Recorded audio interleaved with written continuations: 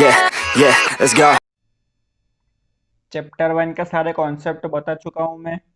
सब डेरिवेशन से अपन ने फॉर्मूले भी निकाल लिए हैं, सिंपल तरीके से बताया डेरिवेशन सारे। न्यूमेरिकल्स किस टाइप से सॉल्व करते हैं उसका एक अलग से वीडियो बनाया है। वो वीडियो को देखने के बाद अब अपन सीखेंगे चैप्टर 1 के न्यूमेरिकल्स किस टाइप से सॉल्व करना है। तो पहला न्यूमेरिकल अपने को गिवन है, what is the force between two small charged spheres having charges 2 into 10 की power minus 7 coulomb and 3 into 10 की power minus 7 coulomb placed 30 centimetre apart in air. दो स्फेयर दिए हैं, दोनों पे चार्ज गिवन है। एक पे चार्ज गिवन है 2 इंटू टेन की पावर माइनस 7 कुलम और दूसरे पे गिवन है 3 इंटू टेन की पावर माइनस 7 कुलम। ठीक है, कुलम तो ऐसा ही यूनिट है, तो उसको अलग कन्वर्ट करने की ज़रूरत नहीं है। उन दोनों के बीच सेपरेशन दिया है 30 सेंटीमीटर। सेंटीमीटर सीजीएस सिस्टम में, तो उसको अपन ने एसआई में कन्वर्ट किया। कितना आया 0.3 मीटर या 3 इंटू टेन की पावर माइनस 1 मीटर, दोनों एक ही चीज़ है ये। ठीक है, इन दोनों के बीच जो फोर्स लगेगा वो अपने को निकालना है। कूलम फोर्स लगेगा दोनों के बीच, उसका फॉर्मूला होता है 1/4πε0 Q1Q2/r²। 1/4πε0 की वैल्यू होती है 9 इंटू टेन की पावर 9। Q1 की वैल्यू गिवन है 2 इंटू टेन की पावर माइनस 7। Q2 की गिवन है 3 इंटू टेन की पावर माइनस 7 कूलम। और आर का स्क्वायर मतलब 3 इंटू टेन की power minus 1 into 3 into ten की पावर माइनस 1। इनको सॉल्व किया तो आंसर आया अपने पास 6 इंटू टेन की पावर माइनस 3 न्यूटन। दोनों चार्जेस पॉजिटिव हैं, Q1 और Q2 पॉजिटिव है, तो जो इन दोनों के बीच का फोर्स लगेगा वो कैसा होगा, रिपल्सिव होगा।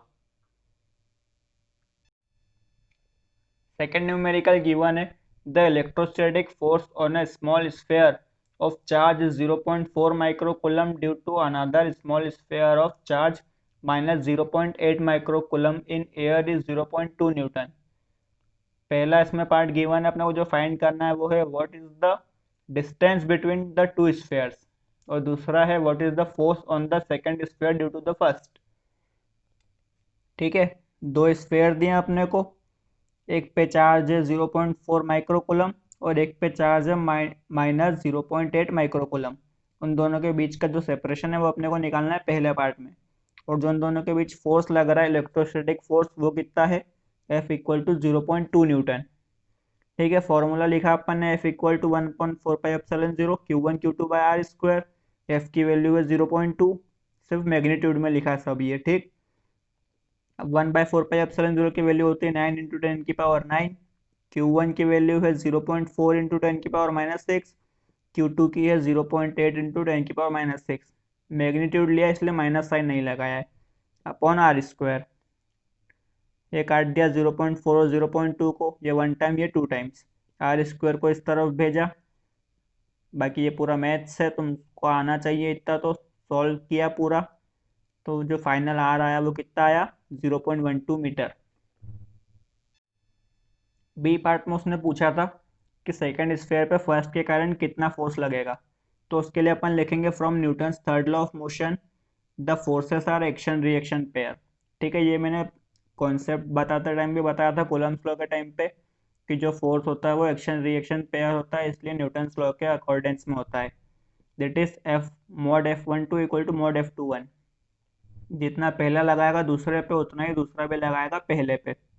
ठीक है, पहला लगा था दूसरे पे कितना फोर्स 0.2 न्यूटन, तो दूसरा भी पहले पे कितना लगाएगा 0.2 न्यूटन टुवर्ड्स ईच अदर किस लिए, क्योंकि एक प्लस एक माइनस है, दोनों अट्रैक्टिव होंगे, एक दूसरे के तरफ ही फोर्स लगेगा। थर्ड न्यूमेरिकल है, check that the ratio K E square upon G M E M P is dimensionless. Look up a table of physical constants and determine the value of this ratio. What does the ratio signify. एक अपने को ratio given है K E square upon G M E M P. इसको अपने को पहले बताना है कि ये जो रेशो है वो डायमेंशन लेस है। ठीक है, और दूसरा बताना है कि इसकी वैल्यू क्या होगी, न्यूमेरिकल वैल्यू, और वो क्या चीज़ बताती है न्यूमेरिकल वैल्यू। तो के जो इसमें गिवन है वो तुमको खुद समझना चाहिए कि एक इलेक्ट्रोस्टैटिक कांस्टेंट है, जी जो है वो ग्रेविटेशनल कांस्टेंट है, ई जो है वो है चार्ज ऑन इलेक्ट्रॉन या प्रोटॉन। ठीक है, चार्ज ऑन इलेक्ट्रॉन और प्रोटॉन, दोनों पे सेम चार्ज होता है। इलेक्ट्रॉन पे होता है चार्ज -e, प्रोटॉन पे होता है +e। एम ई की मतलब होता है मास ऑफ इलेक्ट्रॉन और एम पी का मतलब होता है मास ऑफ प्रोटॉन। तो इलेक्ट्रोस्टैटिक फोर्स अगर इलेक्ट्रॉन और प्रोटॉन के बीच हो, बिटवीन इलेक्ट्रॉन एंड प्रोटॉन, तो वो क्या होगा, F इक्वल टू के E square by are square. ठीक है, के हो गया ग्रेविटे अपना इलेक्ट्रोस्टैटिक कांस्टेंट, ई इंटू ई, Q1 Q2 की जगह क्या लिखा अपन ने, दोनों जगह ई इंटू ई, और आर स्क्वायर के बीच का सेपरेशन। ठीक है, आर स्क्वायर को इस तरफ भेजा तो के स्क्वायर की वैल्यू क्या आ गई, फोर्स इंटू आर स्क्वायर। ठीक है, फोर्स की यूनिट होती है न्यूटन, आर स्क्वायर की यूनिट हो गई मीटर स्क्वायर। यूनिट किस लिए लिखी, क्योंकि अपने को ये बताना है कि ये डायमेंशनलेस क्वांटिटी है, इसलिए इसका अपने को डायमेंशन लिखना है बाद में। फिर सेकंड चीज क्या, gravitational force between electron and proton. अभी ये फोर्स था इलेक्ट्रोस्टैटिक, अब जो अपने को निकालना है वो क्या है, ग्रेविटेशनल फोर्स। तो एफ यहाँ पे क्या होगा, G M E M P upon R square. ये अपन पढ़ चुके हैं 11th में कि किसी भी दो बॉडी के बीच जो ग्रेविटेशनल फोर्स लगता है वो होता है G m1 m2 upon R square. ठीक है, तो यहाँ से G M E M P की वैल्यू क्या आ जाएगी, एफ इंटू आर स्क्वायर। इसकी भी जो यूनिट होगी वो क्या होगी, न्यूटन इंटू मीटर स्क्वायर। ये भी एफ आर स्क्वायर क्या आ गया, ये भी एफ आर स्क्वायर के इक्वल आ गया। ठीक है, तो इन दोनों को अपन ने डिवाइड किया या इन दोनों का रेशो लिया, K E square upon G M E M P. तो एफ आर स्क्वायर और एफ आर स्क्वायर को करा, इसकी वैल्यू क्या गई, 1। 1 एक न्यूमेरिकल कांस्टेंट है, इसका कोई डायमेंशन नहीं होगा, इसका मतलब क्या हो गया, ये डायमेंशनलेस क्वांटिटी हो गया। या फिर इसके डायमेंशन लिख लिए, एफ के लिखे एम एल टी -2, आर के लिखे L2, आर स्क्वायर का L2, नीचे भी वही M L T -2 L2। Dimension जब भी ऐसा लिखते हैं तब उसको काटते नहीं है, इनकी पावर माइनस होती है या प्लस होती है। ठीक, तो m की पावर 1 - 1 0, l की पावर 1 - 1 0, t -2 ये ऊपर गया तो t+2 हो जाएगा, तो t की पावर भी 0, और ये l की पावर 2 थी, ये नीचे वाली l की पावर 2 ऊपर जाएगी तो l की पावर 2 - 2 ये भी 0 हो जाएगी। ठीक है, तो फाइनली अपने को मिलेगा m0 l0 t0। इसका मतलब क्या होता है कि डायमेंशनलेस क्वांटिटी है। फिर अगले पार्ट में उसने पूछा था कि इसकी न्यूमेरिकल वैल्यू क्या होगी, K E square upon G M E M P की।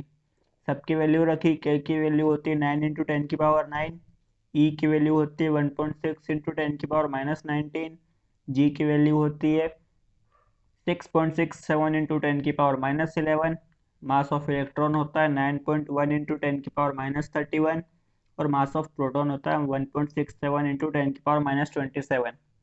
ये सारी वैल्यूज तुमको अगर कॉन्स्टेंट्स के याद रहे तो बहुत अच्छी बात है, नहीं तो नॉर्मली पेपर में गिवन रहती है सारी वैल्यूज कॉन्स्टेंट्स की। ठीक है, इन सबको काट पीट कर सॉल्व किया तो फाइनल जो आंसर आता है वो आता है 2.27 × 10⁻39। अब ये के ई स्क्वायर क्या था, इलेक्ट्रोस्टैटिक फोर्स, और ये G M E M P क्या था, ग्रेविटेशनल फोर्स। उन दोनों को अपन ने रेशो में लिया, तो ये जो न्यूमेरिकल वैल्यू है ये क्या है, दोनों फोर्स का रेशो है। तो ये चीज़ क्या बताता है, this signifies that the electrostatic force between an electron and proton is 2.27 × 10⁻39 times stronger than the gravitational force between them. ठीक है, मतलब जो इलेक्ट्रोस्टैटिक फोर्स होता है वो इतना इससे ज़्यादा होता है, कितना, 2.27 × 10⁻39 टाइम्स, किससे, ग्रेविटेशनल फोर्स से। फोर्थ न्यूमेरिकल में दो पार्ट दिए। पहला पूछ रहा है explain the meaning of the statement electric charge of a body is quantized. ठीक है, ये मैं उसमें बता चुका हूँ तुमको कॉन्सेप्ट में, क्वांटाइजेशन ऑफ चार्ज। बाकी फिर से एक बार देख लो लगे तो। क्या होता है quantization, a body acquires positive charge by losing electrons and negative charge by gaining electrons. जब भी किसी बॉडी को इलेक्ट्रॉन छोड़ के जाते हैं तो उस बॉडी पे चार्ज आता है पॉजिटिव, जिसके पास जाते हैं उस पर आता है नेगेटिव चार्ज। ठीक है, तो जो Q होता है वो किसके इक्वल होता है, प्लस माइनस एन के। प्लस एन हुआ, इसका मतलब क्या हुआ कि इलेक्ट्रॉन्स को छोड़ के गए, माइनस एन हुआ मतलब उसके पास इलेक्ट्रॉन छोड़ के आए। एन होता है एक इंटीजर और ई जो है वो होता है इलेक्ट्रॉनिक चार्ज, इसकी वैल्यू होती है 1.6 इंटू 10⁻⁻⁹ कूलम। तो जो इसका मतलब क्या हुआ, Q equal to plus minus N E का total charge on a body is integer multiple of E. ठीक है, इसका मतलब होता है electric charge of a body is quantized. Quantized मतलब फिक्स होता है चार्ज। और सेकंड पार्ट में उसने क्या पूछा है अपने को, why can one ignore quantization of electric charge when dealing with macroscopic that is large scale charges। Large scale charges मतलब जो Q की वैल्यू होगी वो बहुत ज़्यादा होगी, और ये इलेक्ट्रॉनिक चार्ज जो है ये क्या होता है, बहुत कम होता है। कितना है, 1.6 इंटू 10⁻⁻19 कूलम। ठीक है, 10⁻⁻19 है मतलब ये बहुत छोटी क्वांटिटी है, और मैक्रोस्कोपिक चार्ज मतलब लार्ज स्केल हुआ तो Q की वैल्यू जो है वो बहुत ज़्यादा है। तो उस केस में अपन, उसमें क्या होगा कि n की वैल्यू बहुत ज़्यादा होगी, तभी ये उसको बैलेंस कर पाएगा। तो in macroscopic scale the magnitude of charge is very large compare to charge of electron. ठीक है, जो चार्ज का मैग्नीट्यूड है वो किससे ज़्यादा है, बहुत, इलेक्ट्रॉन के चार्ज से। तो hence quantization can be neglected. इसलिए अपन ये Q equal to plus minus N को क्या कर सकते हैं, नेग्लेक्ट कर सकते हैं। फिफ्थ क्वेश्चन दिया है अपने को, when a glass rod is rubbed with a silk cloth charges appear on both. A similar phenomena is observed with many other pairs of bodies. Explain how this observation is consistent with the law of conservation of charge। अपने को ये बताना है कि ये जो अपन कोई दो बॉडीज को रब करते हैं तो किसी एक पे चार्ज आता है नेगेटिव और दूसरे पे आता है पॉजिटिव। तो ये फिनोमेना जो बताता है ये बताता है कि चार्ज जो है वो कंजर्व्ड है, ये अपने को शो करना है। तो अपन ने क्या ली, consider two neutral bodies A and B. ये दो न्यूट्रल बॉडीज ली ए और बी। न्यूट्रल बॉडीज का मतलब क्या होता है कि इसका मतलब ये नहीं कि चार्ज उस पर है ही नहीं, जीरो चार्ज है। उसका मतलब होता है कि जितने इलेक्ट्रॉन है उतने ही प्रोटॉन है, जितना नेगेटिव चार्ज है उतना ही क्या है, पॉजिटिव चार्ज। न्यूट्रल का मतलब ये होता है। ठीक है, if we rub them then due to friction, अपन ने उनको रब किया, उनके बीच फ्रिक्शन हुआ, फ्रिक्शन के कारण क्या होता है, चार्ज ट्रांसफर होता है। तो मान लो कि if body A loses electrons to body B, मतलब जो इलेक्ट्रॉन है वो ए से कहाँ गए, बी पे गए। ठीक है, यहाँ से यहाँ आ गया, तो एक इलेक्ट्रॉन गया तो यहाँ पे एक प्लस आया चार्ज, और यहाँ पे एक माइनस। दो इलेक्ट्रॉन गए तो यहाँ पे आएगा +2e, यहाँ पे -2e। ऐसे ही n इलेक्ट्रॉन गए तो यहाँ पे चार्ज आएगा +ne और यहाँ पे -ne। ठीक है, तो if body A loses electrons to body B, then A gets positively charged and B gets negatively charged। Total charge कितना होगा पूरे सिस्टम पे, charge scalar quantity direct plus कर सकते हैं, तो +ne और -ne को प्लस कर दिया तो कितना आया आंसर, 0।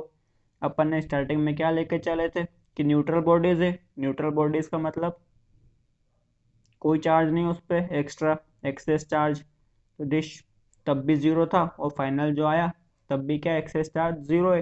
तो this shows that total charge is conserved. Sixth numerical given है, 4 point charges QA equal to 2 microcoulomb, QB equal to -5 microcoulomb, QC equal to 2 microcoulomb and QD equal to -5 microcoulomb are located at the corners of a square ABCD of side 10 centimeter. What is the force on a charge of 1 microcoulomb placed at the center of square। ठीक है, एक square दिया है ABCD, उसके एक point पे charge है 2 microcoulomb, B point पे है -5 माइक्रोकुलम, सी पे है 2 माइक्रोकुलम और डी पे है -5 माइक्रोकुलम। ठीक है, बीच में उसका जो सेंटर है उस पर चार्ज रखा है 1 माइक्रोकुलम, उस पर अपने को बताना है कि नेट फोर्स कितना लगा। तो उसके लिए अपन क्या लिखेंगे direct, since the distribution of charge is symmetric the resultant force on centre is 0, centre या ओ जो लिखना हो। ठीक है, कैसा हुआ? इधर चार्ज है 2 माइक्रोकुलम, ये 1 माइक्रोकुलम। ठीक, इधर -5 और इधर -5, दोनों तरफ क्या लगेंगे? इक्वल फोर्स लगेंगे, क्योंकि सिमेट्रिक है। जो डायगोनल है वो भी क्या होंगे?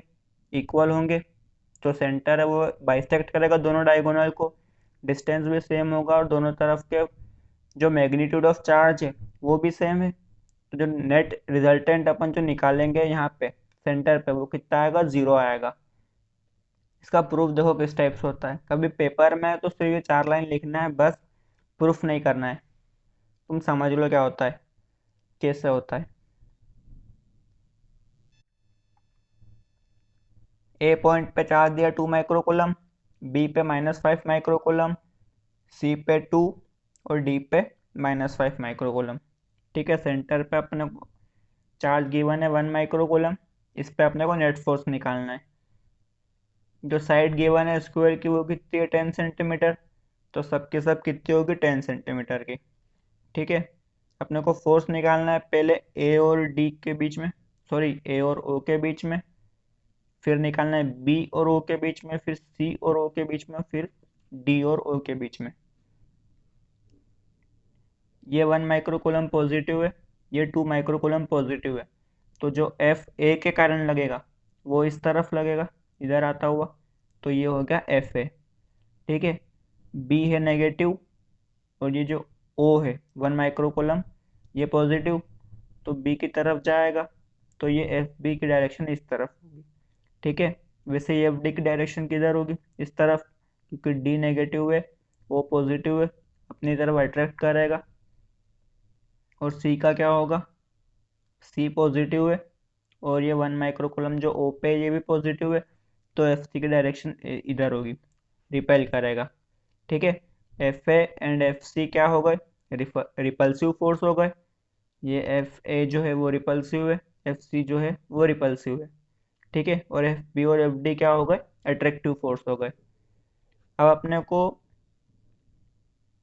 क्या क्या गिवन है? चार्ज गिवन है दो दो पॉइंट पे। ठीक है, पहले ए और ओ पे, फिर बी और ओ पे। मतलब Q1 और Q2 तो गिवन है, इस फॉर्मूले का यूज करेंगे अपन, के Q1 Q2 bye are square. ठीक है, के कांस्टेंट है, उसकी वैल्यू पता है, Q1 Q2 भी हर पॉइंट पे अपने को गिवन है। अब बचा क्या? आर स्क्वायर, मतलब उन दोनों के बीच का जो सेपरेशन है वो कितना होगा। तो साइड दिया अपने को 10 10, एक कोई राइट एंगल ट्रायंगल लिया, उसमें क्या लगा दिया अपन ने? Pythagoras theorem. तो ए सी इक्वल टू कितना होगा? Under root A D square plus D C square. ठीक है, जो ए सी का स्क्वायर होता है वो होता है A D square plus D C का स्क्वायर। तो जो ए सी होगा वो होगा under A D square plus D C square. A D square क्या होगा? ए डी का स्क्वायर, मतलब 10 गिवन है, तो 10 का स्क्वायर 100, और डी सी भी कितना है? 10 है, तो उसका स्क्वायर भी 100। अंडर रूट 200 कितना होता है? 10√2। ये पूरा ए सी या बी डी कितना आ गया? 10√2। अपने को सिर्फ सेंटर तक का डिस्टेंस चाहिए, क्योंकि सब डिस्टेंस यहाँ से कितने सेंटर से सेम है। और अपने को ये पता है कि जो सेंटर है वो क्या कर रहा है? डायगोनल को बाइसेक्ट कर रहा है, दो इक्वल पार्ट्स में डिवाइड कर रहा है। तो ए सी जो है वो कितने भाग में बट रहा है? ओ से दो भाग में। तो A O equal to B O equal to C O equal to D O होगा, और वो कितना होगा? ए सी बाई 2 होगा, क्योंकि दो भाग में बट रहा है। मतलब कितना आ गया? 5√2 आ गया। अब अपने पास आर भी आ गया, Q1 Q2 भी है, सबकी वैल्यू निकालेंगे अब। पहले अपन ने क्या निकाला? Force on 1 microcoulomb due to 2 microcoulomb at A पे जो 2 माइक्रोकुलम चार्ज रखा उसके कारण कितना होगा? एफ ए इक्वल टू के की वैल्यू रखी 9 × 10⁻⁹, Q1 की वैल्यू है 1 × 10⁻⁶। ठीक है, और Q2 जो ए पे रखा है वो कितना है? 2 × 10⁻⁶। और डिस्टेंस अपन ने कितना निकाला? 5√2। सेंटीमीटर में था, उसको मीटर में कन्वर्ट किया तो × 10⁻²। कैसे कन्वर्ट करते हैं ये मैंने बताया था बेसिक वाले न्यूमेरिकल वाले में, लिंक का नीचे गिवन है, उसमें चेक कर लेना लगे तो एक बार और, फिर वापस आना यहाँ पे। इसको सॉल्व किया तो जो फाइनल आंसर है वो कितना है, 3.6 न्यूटन अलोंग ओ सी, ओ से सी की तरफ। ठीक है। सिमिलरली जो 2 माइक्रोकुलम सी पे रखा है वो भी सब सेम आएगा, क्योंकि सारी वैल्यूज उसकी क्या है, सेम है। तो 3.6 न्यूटन, और उसकी डायरेक्शन क्या है, ओ से ए पे। ठीक है। फिर अपन ने क्या किया, -5 माइक्रोकुलम जो बी पे रखा उसके कारण फोर्स निकाला। तो मैग्नीट्यूड लिया सिर्फ, तो यहाँ पे क्या लिखा अपन ने, Q2 की जगह 5 × 10⁻⁻6। बाकी सब वही की वही। सॉल्व किया तो आंसर कितना है, 9 न्यूटन। और उसकी डायरेक्शन क्या हो गई, ओ से बी की तरफ।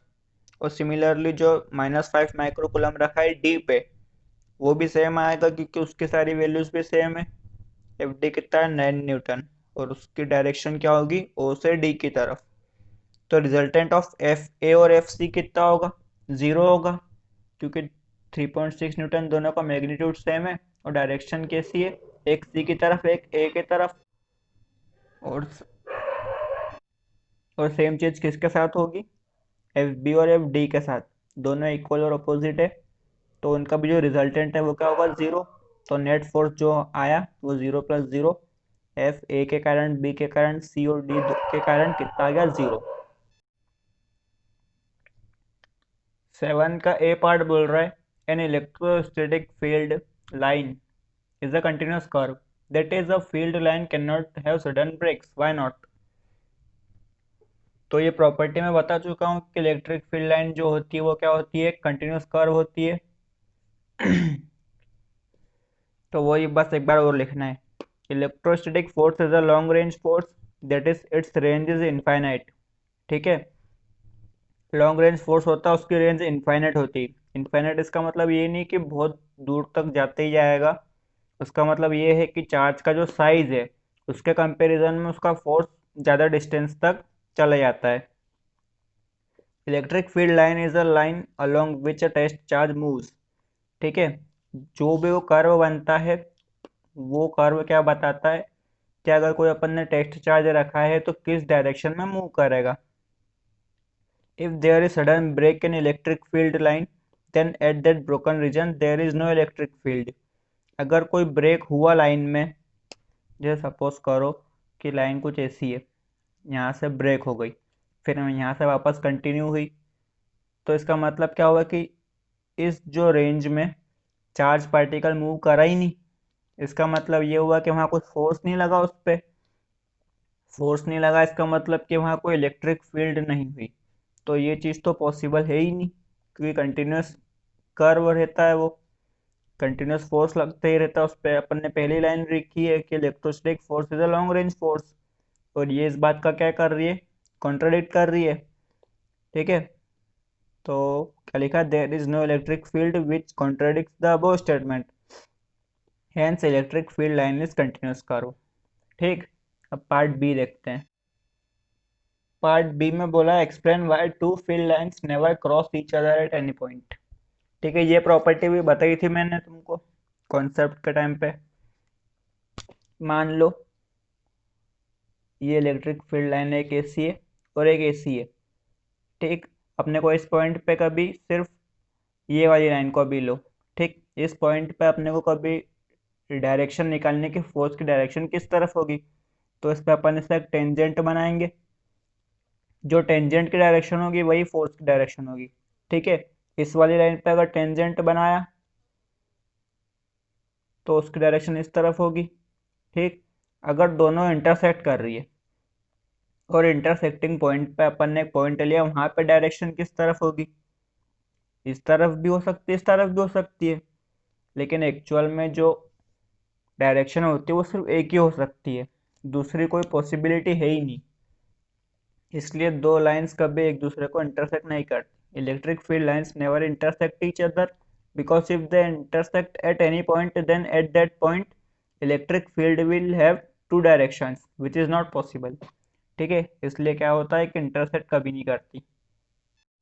एट्थ में दिया है, 2 point charges QA equal to 3 microcoulomb and QB equal to -3 microcoulomb are located 20 centimeter apart in vacuum। दो चार्ज गिवन है अपने को, 3 और -3 माइक्रोकोलम के, उन दोनों के बीच सेपरेशन गिवन है 20 सेंटीमीटर। ठीक है, तो पहला पार्ट उसने पूछा है कि what is the electric field at the mid point. जो मिड पॉइंट है उन दोनों का, उसके उस पे क्या इलेक्ट्रिक फील्ड होगी, पहले में ये बताना है। और दूसरे में बताना है if a negative test charge of magnitude 1.5 into 10⁻⁹ coulomb is placed at this point, what is the force experienced by the test charge.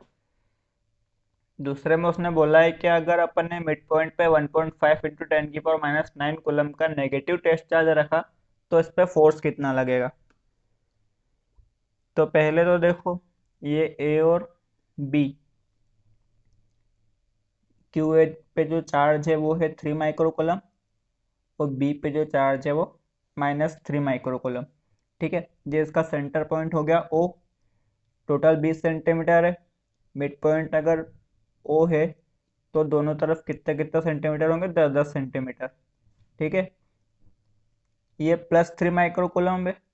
ठीक है, अपन ने इस पे टेस्ट चार्ज रखा कभी इंटेंसिटी निकालने के लिए, तो यहाँ अपने को एक यूनिट पॉजिटिव चार्ज रखना पड़ेगा। ठीक है, तो ये भी पॉजिटिव ये भी पॉजिटिव, तो इसके कारण इंटेंसिटी इस डायरेक्शन में होगी। ठीक है, बी की तरफ, बी नेगेटिव है, ओ पॉजिटिव। अगर बी के कारण इंटेंसिटी निकालेंगे तो बी अट्रैक्ट करेगा पॉजिटिव को, तो बी के कारण भी इंटेंसिटी इस तरफ होगी। ठीक है, और फिर अपन उन दोनों को प्लस कर देंगे और फाइनल इंटेंसिटी निकलेगी, नेट इंटेंसिटी। तो at O, E due to Q A, Q A के कारण इंटेंसिटी कितनी होगी, उसका मॉड अपन ने लिया, सिर्फ मैग्नीट्यूड डायरेक्शन से कोई मतलब नहीं। कितनी होती है, 1/4πε0 Q1 Q2/r² होता है। तो 1/4πε0 की वैल्यू होती है 9 × 10⁹ Q1 की वैल्यू दी 3 माइक्रो कूलम, मतलब 3 × 10⁻⁶। ओ पे अपन ने यूनिट पॉजिटिव चार्ज रखा था इसलिए इंटू 1, और 10 सेंटीमीटर है तो 10⁻⁻1 का स्क्वायर। 10⁻⁻1 इसलिए क्योंकि इसको अपन ने मीटर में कन्वर्ट करा एसआई सिस्टम में। तो ये जो है वो कितने, 2.7 × 10⁶ न्यूटन पर कूलम, डायरेक्शन ओ से बी की तरफ। अब क्यू बी के कारण कितनी होगी इंटेंसिटी, तो सेम होगी, है ना। यहाँ पे अपन ने सिर्फ मॉड लिया, डायरेक्शन अलग अलग हो सकती है। तो ई बी क्या हुआ, 2.7 × 10⁶ न्यूटन पर कूलम। ठीक, ई नेट कितना होगा, ई ए प्लस ई बी होगा, क्योंकि अपने को ई ए के कारण थोड़ी पूछी थी और ना ही ई बी के कारण पूछी थी, अपने को दोनों के कारण पूछी थी ओ पे।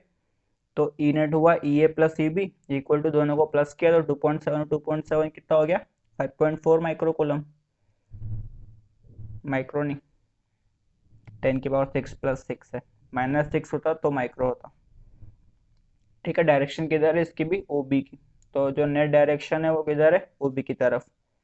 फिर बी पार्ट में उसने पूछा था कि अपन ने इस पॉइंट पे कभी नेगेटिव चार्ज रखा -1.5 × 10⁻⁹ कूलम का, तो फोर्स कितना होगा। तो फोर्स का फॉर्मूला क्या होता है, F = QV। किस डेफिनेशन से आया फॉर्मूला, इंटेंसिटी के डेफिनेशन से। फोर्स अपॉन चार्ज होता है इंटेंसिटी की डेफिनेशन, क्यू को उस तरफ भेज दे तो F = QV।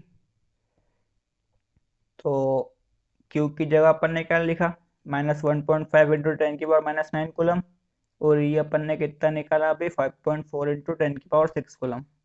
मल्टीप्लाई किया तो F कितना आया, -86.4 × 10⁻⁻4 न्यूटन। ठीक है, नेगेटिव साइन क्यों आया, कि वो बताता है कि डायरेक्शन ऑफ फोर्स और इंटेंसिटी की डायरेक्शन कैसी है, अपोजिट है एक दूसरे से।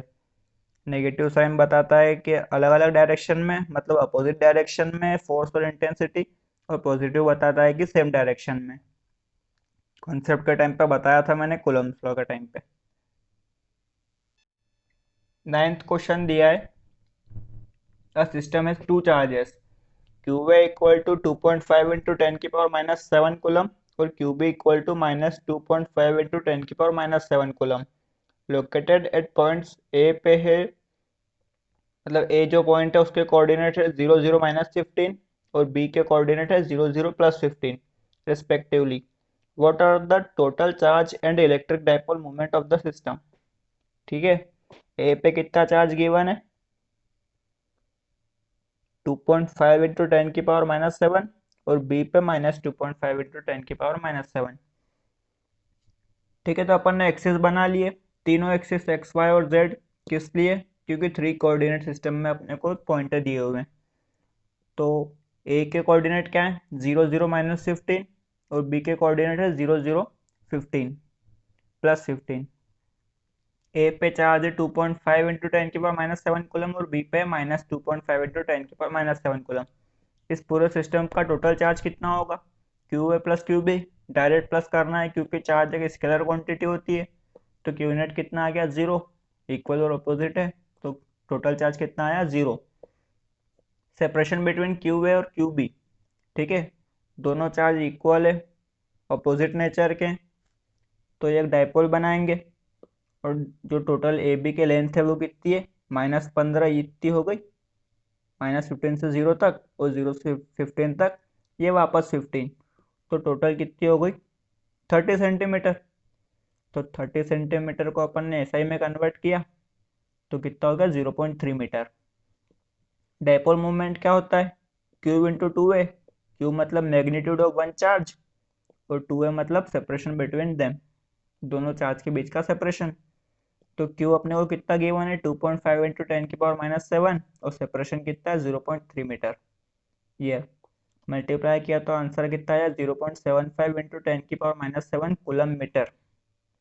ठीक है, और उसकी डायरेक्शन किधर होगी? अलोंग पॉजिटिव जेड एक्सिस, क्योंकि जो डायपोल की जो डायरेक्शन होती है वो कहाँ से कहाँ तक होती है? माइनस से प्लस पे होती है। ठीक है, 10th में गिवन है an electric dipole with dipole moment 4 into 10⁻⁹ coulomb metre is aligned at 30 degree with the direction of uniform electric field of magnitude 5 into 10⁴ Newton per coulomb. Calculate the magnitude of the torque acting on the dipole. ठीक है, uniform electric field ऐसे given है अपने को कितनी? 5 into 10⁴ newton पर coulomb की। ठीक है, उसमें एक डाइपोल है, उसके डाइपोल मोमेंट कितना है? 4 इंटू 10⁻⁹ कूलम मीटर।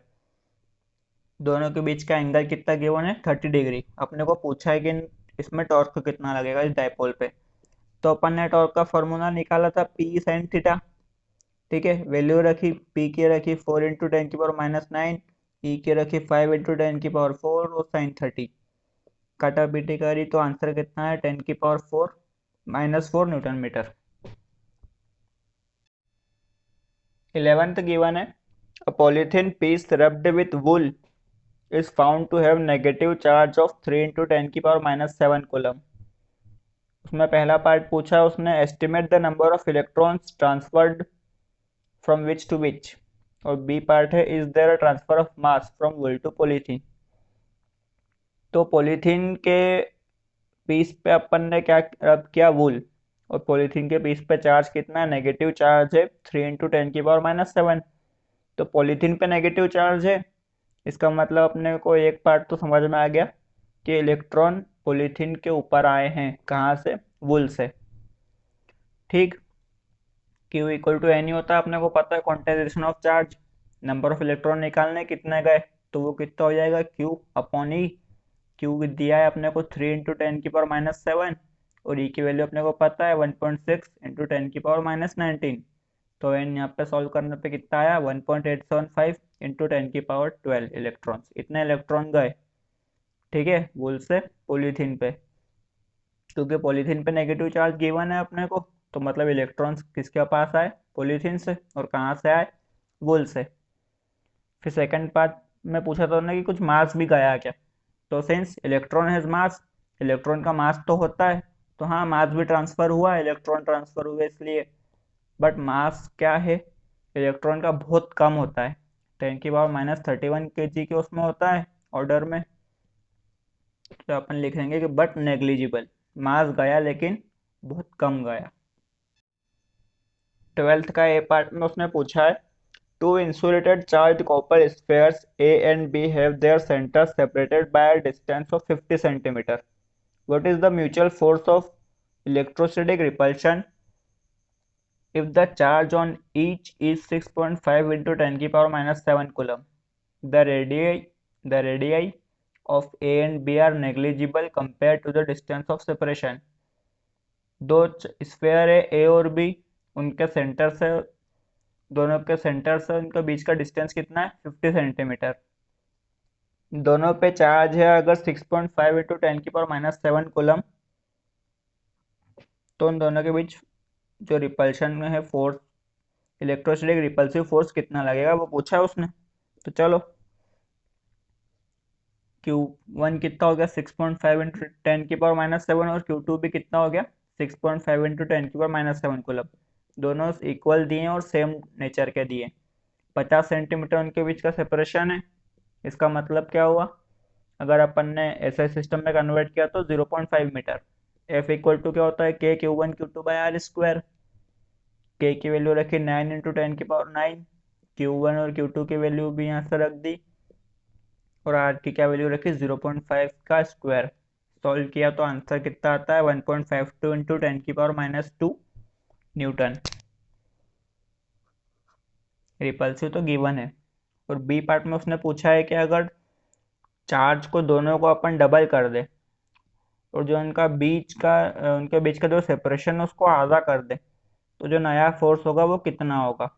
ठीक है, तो अपने को कूलम्स लॉ से ये तो पता है कि F जो होता है वो प्रोपोर्शनल होता है Q1 Q2 के और इन्वर्सली प्रोपोर्शनल होता है R स्क्वायर के। तो F डैश क्या होगा, नया चार्ज का मैग्नीट्यूड और उनके बीच का सेपरेशन का इन्वर्स। ठीक है, Q1 डैश जो नया चार्ज है वो कितना हुआ, पहले का डबल 2Q1, दूसरा चार्ज वो भी डबल, और R डैश क्या हो गया, आधा हो गया पहले से। तो नया जो फोर्स है उसके बीच अपन ने रिलेशन निकाला F डैश अपॉन F करके। तो F डैश की वैल्यू क्या आई, 2Q1 2Q2 अपॉन R/2 का स्क्वायर। ठीक है, और F की वैल्यू क्या रखी, Q1 Q2 by R square. Q1 से Q1 कटा, Q2 से Q2 कटा, और ये आर स्क्वायर से आर स्क्वायर कटा। ठीक है, ये 2 इंटू 2 4, और ये नीचे का अपना सॉरी स्क्वायर होगा, नीचे है तो ऊपर चले जाएगा, तो कितना हुआ 16। थोड़ा मैथ्स बताऊं इसका।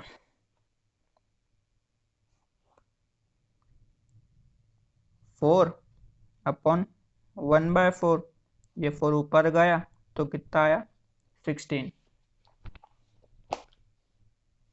तो एफ डैश अपॉन एफ कितना आ गया 16। मतलब जो एफ डैश आया वो पहले से कितना ज़्यादा लग रहा है, 16 टाइम ज़्यादा लग रहा है। तो पहले का फोर्स कितना था 1.52 इंटू 10⁻⁻2, तो 16 इंटू 1.5 इंटू 10⁻⁻2 नया फोर्स हो गया। तो एफ कितना आया, एफ डैश नया वाला 0.243 न्यूटन।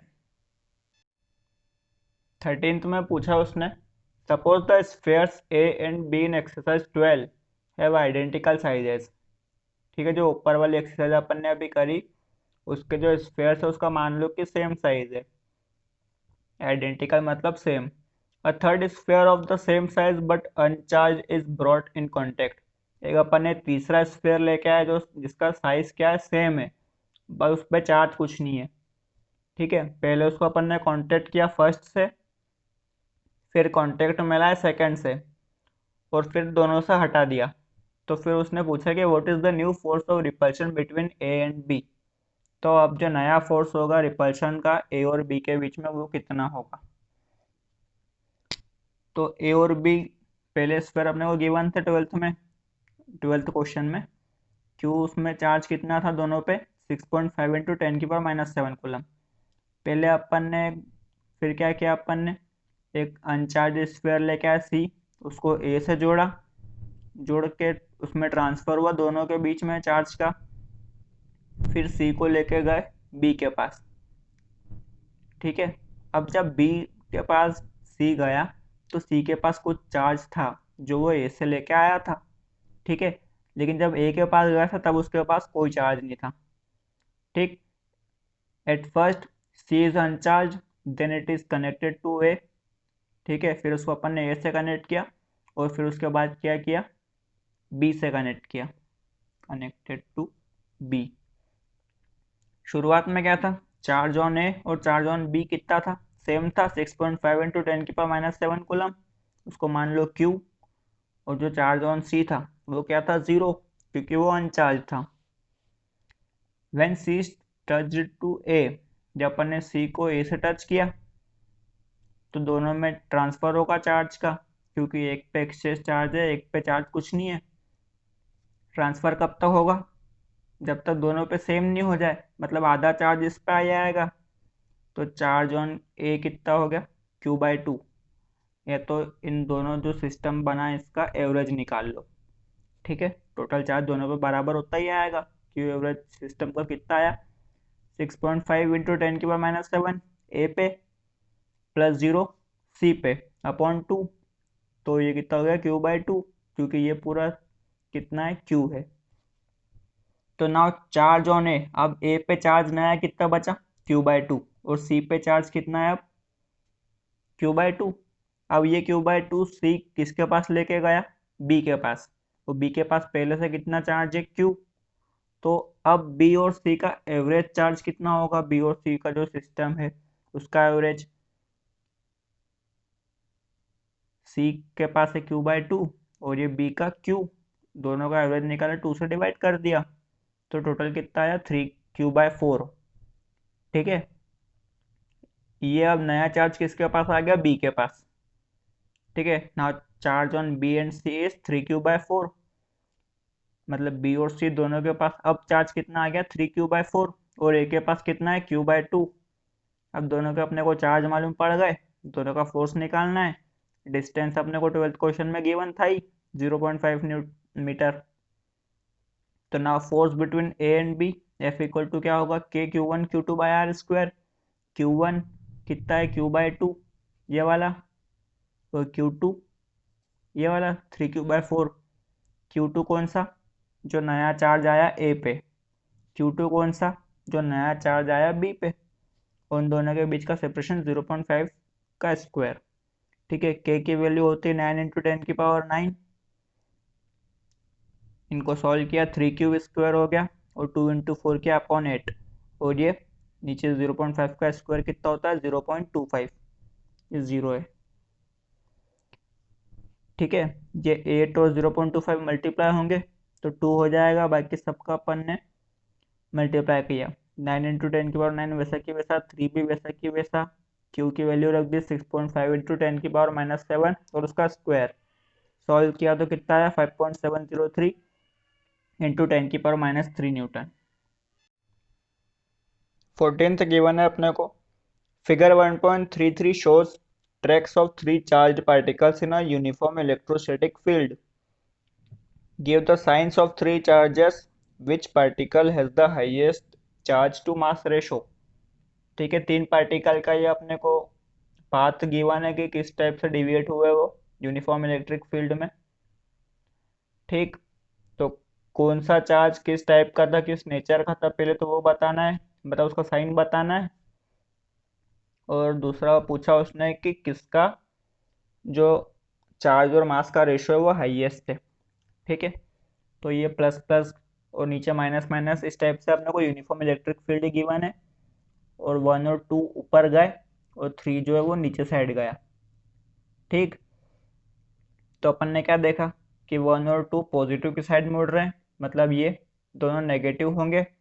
और जो तीसरा है वो नेगेटिव की साइड मुड़ रहा है, मतलब ये पॉजिटिव होगा, क्योंकि जो अनलाइक चार्जेस होते हैं वही अट्रैक्ट करते हैं। ठीक, तो as charge 1 and 2 are deviating towards positive side, so they are negative charges. 1 और 2 पॉजिटिव के साइड जा रहे हैं, इसलिए वो कैसे होगा? नेगेटिव, है ना। So their charge to mass ratio will be, charge और मास का रेशियो क्या होगा? -Q/m -Q क्योंकि नेगेटिव है ये 1 का, और ये -Q/m बेस 2 का। ठीक है, 1 के लिए -Q/m 1 और 2 के लिए -Q/m 2। और तीसरे के लिए क्या है? तीसरा is deviating towards negative side, minus side है इलेक्ट्रिक फील्ड का, इस तरफ जा रहा है। ठीक है, so it is positive charge, therefore its charge to mass ratio उसका क्या होगा? Q/m 3 लिख लो इसको चाहो तो। ठीक, माइनस नहीं आएगा। अब अपने को पूछा है कि तीनों में से कौन सा रेशो बड़ा है, तो जो तीसरे का है वो पॉजिटिव क्वांटिटी है, और जो पहले और दूसरे का वो नेगेटिव है, तो सीधी सी बात है कि तीसरा ही बड़ा होगा। अब -1 बड़ा होता है कि +1 बड़ा होता है? सबको पता है +1 बड़ा होता है। ठीक है, तो जो रेशो है वो किसका बड़ा है? 3 का। 15th क्वेश्चन गिवन है अपने को, consider a uniform electric field E equal to 3 into 10⁻³ i cap newton पर कूलम। उसमें पहला पार्ट अपने से पूछा उसने, what is the flux of this field through a square of 10 centimetre on a side whose plane is parallel to the YZ plane. ठीक है, एक यूनिफॉर्म इलेक्ट्रिक फील्ड दी है, उसकी कुछ वैल्यू दी है अपने को। पहला पूछा उसने कि अगर अपन इस फील्ड में एक स्क्वायर रख दे 10 सेंटीमीटर साइड का, तो उस स्क्वायर से फ्लक्स कितना निकलेगा, और जो स्क्वायर का जो एरिया है या जो प्लेन है वो किसके पैरेलल है, वाइजेड प्लेन के। ठीक है, और दूसरा पार्ट उसने पूछा है कि what is the flux through the same square if the normal to its plane makes a 60 degree angle with the X axis. ठीक, तो अगर अपन ने उसी स्क्वायर को घुमा दिया कितना, 60 डिग्री, तो फिर उस केस में फ्लक्स कितना होगा। तो अपन ने पहले तो ये एक्स वाई जेड तीनों एक्सिस बना ली, और ये 10 सेंटीमीटर का क्या बनाया, स्क्वायर बनाया, और वो किसके पैरेलल है, वाई जेड प्लेन के। ठीक, ई जो गिवन है वो कितनी है, 3 into 10⁻³ i cap. I cap मतलब क्या होता है, एक्स एक्सिस के डायरेक्शन में यूनिट वेक्टर। ठीक है, आई कैप का मतलब वो होता है, मतलब जो इंटेंसिटी ऑफ इलेक्ट्रिक फील्ड है वो सिर्फ एक्स एक्सिस में जा रही है और किसी उसमें नहीं जा रही। तो गिवन ई कितना है, मॉड ई 3 इंटू 10⁻³। ठीक है, आई कैप से बताता है कि डायरेक्शन किस तरफ है उसकी। साइड ऑफ स्क्वायर कितना गिवन है, 10 सेंटीमीटर मतलब 0.1 मीटर। तो एरिया कितना होगा, साइड का स्क्वायर मतलब 0.01 मीटर स्क्वायर। ठीक है, इसको लिख सकते हैं अपन 10⁻²। फ्लक्स पूछा है कितना होगा, फ्लक्स का फॉर्मूला क्या होता है, ई ए कॉस थीटा। ठीक है, ई की वैल्यू रखी, ए के रखी, कॉस थीटा।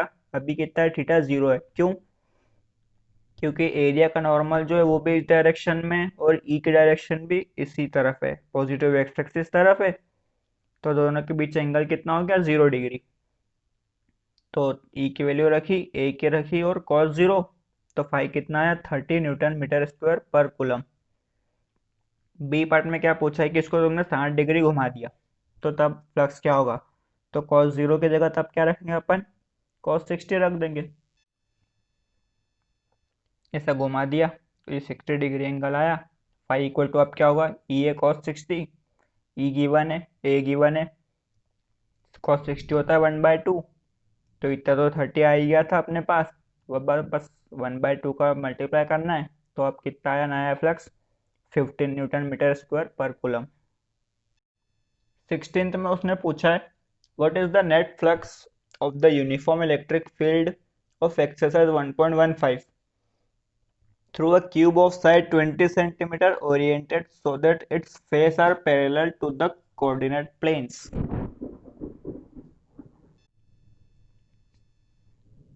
तो जो 1.15 में मतलब 15 न्यूमेरिकल में जो इंटेंसिटी दी थी वो कितनी थी, 3 इंटू 10⁻³ आई कैप न्यूटन पर कूलम। ठीक है, अब अपने को वहाँ पे क्या करना है, वो स्क्वायर की जगह क्या रखना है, क्यूब रखना है जिसकी साइड है 20 सेंटीमीटर, और उससे कितना फ्लक्स निकल रहा है वो बताना है। ठीक है, तो ये अपन ने 20 सेंटीमीटर का एक क्यूब बना लिया साइड का। ठीक, तो इसके जो साइड फेस हो गए वो अपने आप क्या होगा, ये प्लेन्स के पैरेलल हो गए। ठीक, तो फालतू बातें उसको इग्नोर करोगे तो भी कोई दिक्कत नहीं है। अब गिवन क्या है अपने को, यूनिफॉर्म है इलेक्ट्रिक फील्ड। ठीक है, तो क्यूब से पूरी यूनिफॉर्मली जाएगी, जितनी इधर से जाएगी उतनी इधर से निकलेगी, मतलब incoming flux equal to outgoing flux. ठीक है, अगर दोनों सेम है मतलब नेट फ्लक्स कितना होगा, 0। तो आंसर अपना कितना आ गया, 0। 17 में पूछा उसने, careful measurement of the electric field at the surface of a black box indicates that the net outward flux through the surface of the box is 8.0 into 10⁻³ newton metre square पर coulomb. तो पहला part पूछा है what is the net charge inside the box, और दूसरा है if the net outward flux through the surface of the box were 0 could you conclude that there were no charges inside the box, why or why not। तो उसने पूछा क्या है पहला वाला कि जो चार्ज होगा वो बॉक्स में कितना होगा। ठीक है, बॉक्स से निकलने वाला उसने क्या बता दिया अपने को, फ्लक्स बताया है 8.0 इंटू 10⁻³ न्यूटन मीटर स्क्वायर पर कूलम। तो गॉस लॉ से फ्लक्स कितना होता है, phi equal to 1/0 into Q inside. ठीक है, क्यू इनसाइड इक्वल टू यहाँ से कितना हो जाएगा, phi into epsilon zero. Phi given है अपने को 8 इंटू 10⁻³। एप्सिलॉन जीरो की वैल्यू पता है 8.85 इंटू 10⁻−12। सॉल्व किया तो जो टोटल चार्ज था इनसाइड द बॉक्स वो कितना आया, 71 इंटू 10⁻−9 कूलम। ठीक है, और सेकंड पार्ट में उसने क्या पूछा था कि कभी नेट फ्लक्स जीरो हो जाए तो क्या ये बोल सकते हैं कि उसके अंदर का चार्ज भी जीरो हो। तो फ्लक्स क्या होता है कि अंदर भी आता है बाहर भी आता है। प्लस क्यू के कारण क्या होता है, बाहर जाता है फ्लक्स, क्योंकि प्लस से जो लाइन्स है वो दूर जाती है। और माइनस के कारण क्या होता है, अंदर आएगा फ्लक्स। क्यों, क्योंकि माइनस पे चार्ज जो इलेक्ट्रिक फील्ड लाइन्स है वो माइनस पे आके खत्म होती है। ठीक, तो due to plus Q outward हुआ, due to minus Q inward हुआ। नेट फ्लक्स जीरो है, मतलब प्लस क्यू और माइनस क्यू कितने हैं, बराबर है। इसका मतलब नेट फ्लक्स अगर जीरो है, फाई जीरो है, तो क्यू नेट भी कितना है, जीरो है। ठीक है, तो नेट चार्ज कितना होगा, जीरो होगा। चार्ज होगा उसमें प्लस भी होगा माइनस भी होगा, लेकिन दोनों बराबर होंगे, इसलिए नेट चार्ज कितना होगा, जीरो होगा। 18th क्वेश्चन में गिवन है अपने को, a point charge of +10 microcoulomb is a distance 5 centimetre directly above the centre of a square of side 10 centimetre as shown in figure. What is the magnitude of the electric flux through the square? ठीक, तो उसने क्या बोला है अपने को कि एक स्क्वायर दिया हुआ है जिसकी साइड है 10 सेंटीमीटर, उसके 5 सेंटीमीटर ऊपर एक पॉइंट चार्ज रखा है +10 माइक्रोकूलम। तो उस चार्ज के कारण उस स्क्वायर से फ्लक्स कितना निकलेगा। ठीक है, और एक हिंट गिवन है कि जो स्क्वायर है उसको एक साइड मान लो क्यूब का। ठीक है, तो ये 10 सेंटीमीटर का एक स्क्वायर हो गया, इससे 5 सेंटीमीटर एक ऊपर क्या दिया है, चार्ज दिया है 10 माइक्रोकूलम का। ठीक, तो ये स्क्वायर को अपन ने एक साइड मान ली इकाई की क्यूब की, और ऐसा पूरा एक क्यूब मान लिया। क्यूब किस लिए, क्योंकि जो फ्लक्स है वो एक क्लोज सरफेस से आता है। ठीक है, और क्यूब की साइड कितनी है, 6। अपने को सिर्फ एक स्क्वायर से निकालनी है साइड, फ्लक्स एक स्क्वायर से कितना जा रहा है वो बताना है अपने को। तो उसको अपन बाद में क्या करेंगे, टोटल फ्लक्स निकाल के 6 से डिवाइड कर देंगे तो वो एक साइड का फ्लक्स हो जाएगा। तो नेट फ्लक्स थ्रू क्यूब कितना होता है, phi equal to Q by epsilon zero. ये कौन बोलता है, गॉस लॉ। ठीक, तो नेट फ्लक्स थ्रू बेस सिर्फ एक साइड से कितना जाएगा, 1/6 into Q by epsilon zero. ठीक है ना, पूरे टोटल 6 साइड है, उससे टोटल फ्लक्स कितना निकला, फाई। अपने को सिर्फ एक साइड से निकालना है तो 1/6 से डिवाइड कर दिया। तो 1/6 इंटू क्यू की वैल्यू क्या रखी अपन ने, 10 इंटू 10⁻⁻6। 10 माइक्रोकूलम का मतलब क्या हुआ, 10 इंटू 10⁻⁻6। अब सेलन जीरो कितना रखा, 8.85 इंटू 10⁻12। ठीक है, तो फाइव कितना आया अपने पास, 1.88 इंटू 10⁵ न्यूटन मीटर स्क्वायर पर कूलम। 19th अपने को गिवन है, a point charge of 2 microcoulomb is at the centre of a cubic Gaussian surface 9 centimetre on edge, what is the net flux through the surface. ठीक है, एक point charge दिया है अपने को 2 माइक्रोकूलम का, और उससे अपने को निकालना है कि गॉसियन सरफेस से कितना फ्लक्स निकलेगा। तो फाई इक्वल टू क्या होता है, Q by epsilon zero, flux का फॉर्मूला है क्यू गिवन है 2 माइक्रोकूलम, मतलब 2 इंटू 10⁻⁻6। एप्सिलॉन जीरो कितना होता है, 8.85 इंटू 10⁻12। सॉल्व किया तो आंसर कितना आया, 2.26 इंटू 10⁵ न्यूटन मीटर स्क्वायर पर कूलम। तो 9 सेंटीमीटर किसी काम का नहीं है, फालतू है वो। 20th क्वेश्चन गिवन है अपने को, a point charge causes an electric flux of -1.0 into 10⁻³ newton metre square पर coulomb to pass through a spherical Gaussian surface of 10 centimetre radius centred on the charge. ठीक है, फ्लक्स कितना निकल रहा है गॉसियन सरफेस से, -1.0 इंटू 10⁻³ न्यूटन मीटर स्क्वायर पर coulomb. उसका स्फेरिकल सरफेस है वो, उसका रेडियस है 10 सेंटीमीटर और उसके सेंटर पे क्या रखा है, एक चार्ज रखा है। ठीक, तो उसने पहला पूछा है अपने पास, क्वेश्चन पूछा उसने अपने से कि अगर उस गॉसियन सरफेस का रेडियस डबल कर दे तो उस केस में फ्लक्स कितना निकलेगा, और दूसरा पूछा है कि उस पॉइंट चार्ज की वैल्यू कितनी होगी। ठीक है, तो ये रेडियस हो गया स्फेयर, सेंटर पे अपन ने चार्ज रखा पॉइंट चार्ज, उससे अपने को फ्लक्स कितना गिवन है, -1 × 10⁻³ ठीक। तो फिर उसने बाद में बोला कि अगर इसका रेडियस डबल कर दे तो उस केस में फ्लक्स कितना निकलेगा। तो फाई का फॉर्मूला क्या होता है, Q inside upon epsilon zero.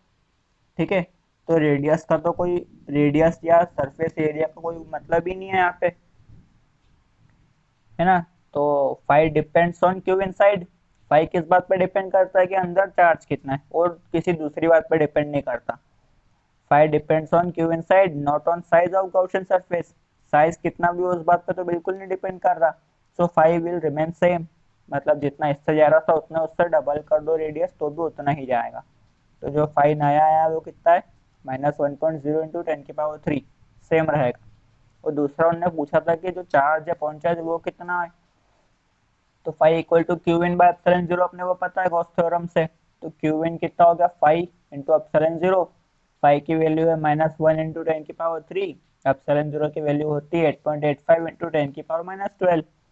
Solve किया, -1 इंटू 8.85 हो जाएगा -8.85, 10⁻³ इंटू -12 कितना हो जाएगा 10⁻⁻9। तो फाई कितना आया, -8.85 नैनो कूलम। 10⁻⁻9 को नैनो बोलते इसलिए नैनो कूलम लिख दिया। आंसर वैसे यहाँ तक भी सही है। 21th क्वेश्चन दिया है, a conducting sphere of radius 10 centimetre has an unknown charge if the electric field 20 centimeter from the center of the sphere is 1.5 into 10⁻³ Newton per coulomb and points radially inward, what is the net charge on the sphere? एक अपने को sphere दिया जिसका radius है 10 centimetre, उसमें एक unknown charge रखा हुआ है। ठीक है, उसके सेंटर से 20 सेंटीमीटर दूर जो इंटेंसिटी है वो है 1.5 इंटू 10⁻³ न्यूटन पर कूलम, जो कि रेडियली इनवर्ड है। ठीक है, मतलब इनवर्ड मतलब रेडियस के तरफ जा रही है इंटेंसिटी। ठीक है, इंटेंसिटी के लिए अपन क्या रखते हैं, किसी पॉइंट पे एक यूनिट पॉजिटिव चार्ज रखते हैं, और वो पॉजिटिव चार्ज अगर रेडियस के तरफ जा रहा है तो मतलब जो स्फीयर के अंदर जो चार्ज है वो नेगेटिव, इतना तो अपने को समझ में आ गया। तो मान लो ये स्फीयर है, इसका जो रेडियस है उसको नाम दे दो आर डैश, वो दिया 10 सेंटीमीटर मतलब 0.1 मीटर। ठीक है, 20 सेंटीमीटर दूर कहाँ से, रेडियस से एक पॉइंट है, वहाँ पे इंटेंसिटी कितनी गिवन है 1.5 इंटू 10⁻³ न्यूटन पर कूलम। ठीक, तो ये जो डिस्टेंस है सेंटर से लेकर पॉइंट तक, इसको नाम दे दो तुम आर। तो इंटेंसिटी क्या होती है, KQ/R²। ठीक है, अपने को उसने बोला क्या है कि इनसाइड जितना चार्ज है अपने स्फीयर के अंदर वो पता करो। तो क्यू को इधर रहने दो, R² को इधर भेज दो, के को नीचे भेज दो। तो क्यू कितना आ गया, E/R²/K। ई की वैल्यू दी है 1.5 इंटू 10⁻³, आर दिया अपने को 0.2, के की वैल्यू होती है 9 इंटू 10⁻⁹। सॉल्व किया तो आंसर आएगा 6.67 इंटू 10⁻⁹ कूलम। ठीक है, इसको चाहो तो तुम लिख लो कि ये नेगेटिव चार्ज है। ठीक है, या तो यहाँ पे साइन भी लगा सकते हो, कोई दिक्कत नहीं है, अपन ने सिर्फ मॉड लिया उसका।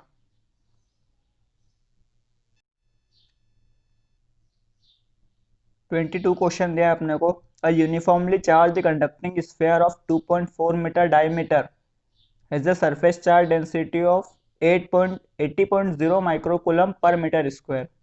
ठीक है, एक स्फीयर दिया है जिसका डायमीटर है 2.4 मीटर और उस पर सरफेस चार्ज डेंसिटी है 80 माइक्रोकूलम पर मीटर स्क्वायर। तो पहले अपने को फाइंड करना है, find the charge on the sphere. ठीक है, जो चार्ज कितना है स्फीयर पे वो पहले पता करना है, और सेकंड चीज क्या है कि what is the total electric flux living the surface. ठीक है, तो सरफेस चार्ज डेंसिटी अपने को सिग्मा कितनी दी है 80 माइक्रोकूलम, माइक्रो मतलब 10⁻⁻6, तो 80 इंटू 10⁻⁻6 कूलम। ऐसा ही सिस्टम में कन्वर्ट कर लिया। डायमीटर है 2.4 मीटर, तो रेडियस कितना होगा 1.2 मीटर। सिग्मा मतलब सरफेस चार्ज डेंसिटी होता क्या है, चार्ज अपॉन एरिया। ठीक, तो यहाँ से चार्ज कितना आ जाएगा, surface charge density into area, sigma into A. Sigma की वैल्यू अपने को गिवन है, एरिया क्या होता है सरफेस ना स्फेयर का 4πr²। सिग्मा की वैल्यू रखी 80 इंटू 10⁻⁻6, 4 पाई की वैल्यू रखी 3.14, आर कितना है 1.2 का स्क्वायर। तो जो चार्ज आया वो कितना आया 1.44 इंटू 10⁻³ कूलम। ये इतना चार्ज है स्फेयर में। और सेकंड पार्ट में उसने पूछा था कि फ्लक्स कितना होगा, तो अपन ने गॉस लॉ लगाया, phi equal to Q by epsilon 0। Q की वैल्यू यहाँ से ली 1.44 इंटू 10⁻³ कूलम, और एप्सिलॉन 0 की वैल्यू होती है 8.85 इंटू 10⁻12। सॉल्व किया तो फाई कितना आया 1.63 इंटू 10⁸ न्यूटन मीटर स्क्वायर पर कूलम। खत्म। 23 क्वेश्चन दिया अपने को। An infinite line charge producers a field of 9 into 10⁴ newton पर coulomb at a distance of 2 centimetre. Calculate the linear charge density. तो अपने को पता है कि इनफाइनाइट लॉन्ग वायर के लिए इंटेंसिटी क्या होती है 1/4πε0 2 लैम्डा बाय आर। ठीक है, अपने को गिवन क्या है, ई गिवन है intensity of electric field 9 into 10⁴ newton पर कूलम, और आर गिवन है 2 सेंटीमीटर मतलब 0.02 मीटर। ठीक है, तो यहाँ से लेमडा की क्या वैल्यू आएगी, E into R upon 2 into 1/4πε0। E की वैल्यू रखी, आर की वैल्यू रखी 2, तो 2 ही रहेगा, 1/4πε0 की वैल्यू रखी, काटा पीटी करी तो लेमडा कितना है 10⁻⁻7 या 10 माइक्रो कूलम पर मीटर। लास्ट न्यूमेरिकल अपने को दिया है, two large thin metal plates are parallel and close to each other. दो बड़ी मेटल प्लेट्स है जो पैरेलल एक दूसरे को एकदम पास पास रखी है। On their inner faces, the plates have surface charge densities of opposite signs and magnitude 17.0 into 10⁻⁻22 coulomb पर मीटर स्क्वायर। तो इतनी अपने को क्या दी हुई है, सरफेस चार्ज डेंसिटी मतलब सिग्मा गिवन है अपने को। ठीक है, अपोजिट है मतलब एक पे प्लस है तो दूसरे पे माइनस। तो अपने को बताना है फर्स्ट रीजन, अपना outer region of first plate में इंटेंसिटी कितनी है, outer region of second plate में इंटेंसिटी कितनी है, और उन दोनों के बीच में कितनी है। तो ये दो प्लेट्स बना लिया अपन ने जो पैरेलल पैरेलल है एक दूसरे के। एक पे चार्ज डेंसिटी दी है प्लस सिग्मा और एक पे माइनस सिग्मा।